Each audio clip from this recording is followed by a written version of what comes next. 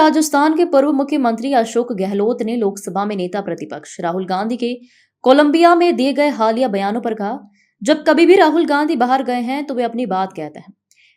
वे वही बात कहते हैं जो यहाँ सदन के अंदर या बाहर बोलते हैं। वे नई बात नहीं बोलते हैं। ऐसी कौन सी बात है जो वे यहाँ बोलते हैं तो दुनिया नहीं सुनती है।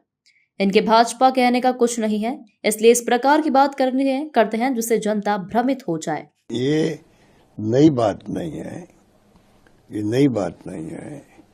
जब कभी राहुल जी गए बाहर, वो अपनी बात कहते हैं। बात वही कहते हैं जो यहाँ पार्लियामेंट के अंदर या बाहर बोलते हैं, नई बात नहीं बोलते वो। और आजकल तो मीडिया है, इंटरनेट है, सब कुछ है। कौन सी बात है जो यहाँ बोलते हैं तो दुनिया नहीं सुनती है, वही बात है जो यहाँ बोलते हैं वो वही बोलते हैं। तो ये जो इनके बारे कहने कुछ है नहीं, इसलिए ये इस प्रकार की बात करते हैं जिससे कि जनता भ्रमित हो जाए कि वास्तव में राहुल जी को विदेश में आके क्या भूल गए वो। मेरा मानना है कि मोदी जी ने खुद ने कहा कि मेरे प्रधानमंत्री बनने के पहले हालात ये थे देश के अंदर, लोग कहते थे हम किस घड़ी में पैदा हुए, ऐसा कुछ शब्द बोले थे वो इस देश के अंदर कि इस देश में कुछ नहीं हो सकता है, कुछ नहीं हो सकता है, कुछ नहीं हो रहा है।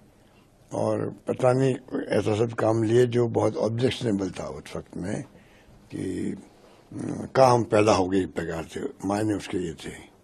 तो अगर मुल्क के बारे में ये कहें 14 के पहले कुछ नहीं था मुल्क, हमें पैदा ही क्यों हुए, तो आप सोच सकते हो कि उनके मायने क्या थे।